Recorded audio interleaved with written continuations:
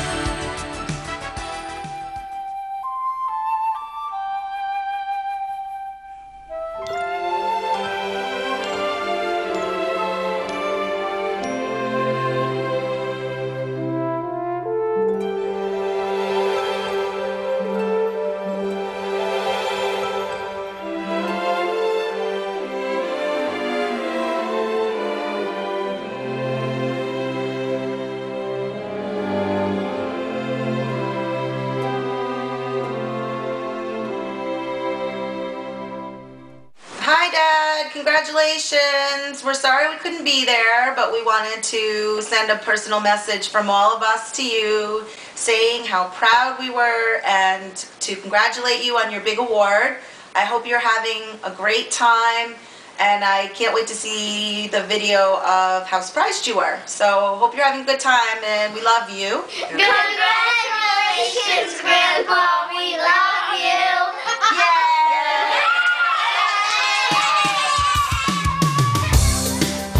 Born in Albany, New York on January 25th, 1950, Peter Bilicki was the youngest of 3. Peter's career started as a child with his dad, who was a vegetable farmer and grower of flowers and bedding plants. Peter would help out on the farm and often accompany his dad to bring their homegrown products to the local farmers market and floral wholesaler. As a teen, Peter worked at a large retail shoe store chain. It took little time for management to recognize that Peter was a young man with great skills and was promoted to a store manager at the age of 19. This early beginning in sales, business management, and people skills set the stage for his incredible career in the floral industry, which would extend over the next 35 years. Peter's work ethics and creativity were duly noted, and in 1971, at the age of 21, he was hired by the Seagroat Floral Company as a salesperson. According to Ed, Peter was well respected by staff, a recognized leader, and simply was a natural when it came to managing and developing the business. During the next 12 years, Peter was subsequently promoted to general manager. Ed Seagroat says Peter made it possible for Seagroat Floral to grow due to his excellent leadership. Peter was among the 4 founders of Seagroat Riccardi Limited when it began in 1988. The company began by leasing office and cooler space, along with delivery trucks and staff from the distribution house of Orlev Foods. Their office had just 4 desks, and when the accountant would come in each month, Peter grabbed a piece of plywood and stretched it between 2 of the desks, with the accountant sitting in the middle. Peter's main role was product procurement, buying 85% of company volume. He was very successful in developing sources, negotiating price, forecasting inventory needs, managing shipping and receiving of merchandise, coordinating special holiday quantities and prices, and making adjustments to maximize results. One of Peter's biggest assets is his incredible people skills. Over the years, Peter developed long and successful relationships with vendors and growers. Many of these relationships still exist and continue to make Seagroat Riccardi successful.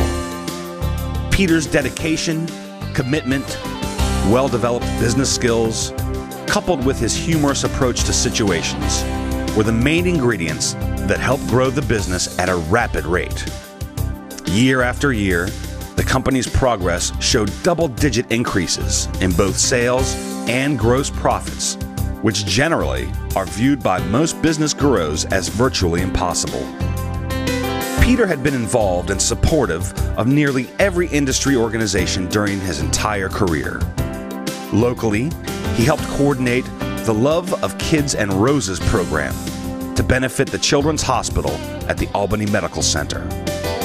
Nationally, he was elected in 1995 and served for 3 years as an alternate member of the National Promoflor Council. In 1999, past WFFSA president Arlene Sorensen recruited Peter to become actively involved with WFFSA. Peter began by serving on the Education Committee.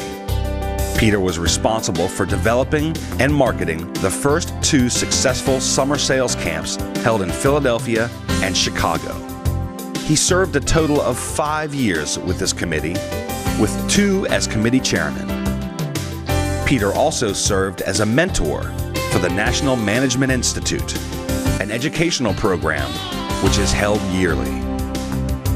Recognized for extensive knowledge and experience of the floral industry, he served a 3-year elected term as the Northeast Director and board member of WFFSA.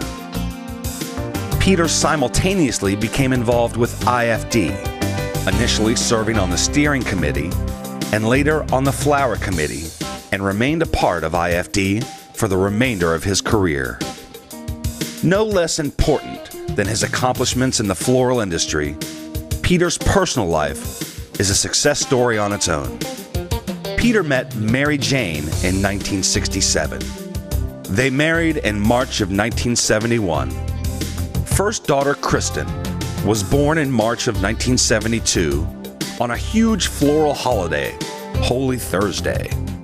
After her birth, the family were encouraged to be better family planners so as not to coincide with major flower holidays. Son, Stephen, was born in 1976, and daughter Adrian was born in 1978. Peter has a very close relationship with all his children. There are a total of 6 grandchildren, and luckily, all his children and grandchildren live nearby. Outside of work, Peter is an avid reader of newspapers and business and current events magazines and books. He often reads an entire book in one day. One could always depend on Peter as having lots of knowledge about a great many topics. Unknown by most of his colleagues or even co-workers, Pete started having health problems in 1991. He was diagnosed with a rare form of liver disease, a disorder that would most likely slowly destroy his liver. There was no known cause or cure, only medical treatments and procedures to slow down the progression and ease the symptoms. The disease eventually progressed to the point that Pete was forced to retire in late 2006. In the months following his retirement, most of his days were tolerable. Remarkably, even though he left work, he continued to log into work every day, reviewed and responded to email, and studied all the day-to-day events and business numbers. He is often called and asked his opinions, but within 2 years, he became weaker, frailer, and very symptomatic. And in September 2009, he was placed on the liver transplant list. In the year that followed, Peter spent a great deal of time in hospitals between Albany and Boston, and eventually became greatly incapacitated, barely able to walk from room to room. Peter's best chance of survival was to receive a partial liver transplant from a live donor.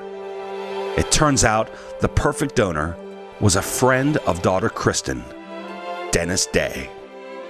After months of preparation, the operation was performed on September 28, 2010, at Massachusetts General Hospital in Boston. The operation took 60% of Dennis's liver and transplanted it into Pete, a process that spanned a total of 16 hours. Dennis was discharged after 1 week, and Peter spent 2 more in the hospital. There were a few complications, but the transplant overall was a huge success.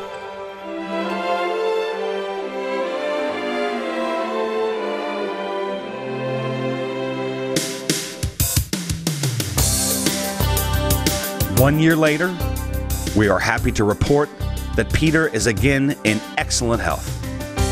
The family is still in awe of the incredible miracle that has saved his life and gave him back his capability to enjoy life's pleasures again. Thanks to the incredible gift of Dennis Day, the miracles of modern medicine, and the love, support, and prayers of literally thousands of family members and friends, Pete is back enjoying his family gatherings, golfing, bowling, dinner with friends, vacations, and just looking forward to many long and healthy retirement years with his wife, children, and grandchildren. Congratulations, Peter Bilicki.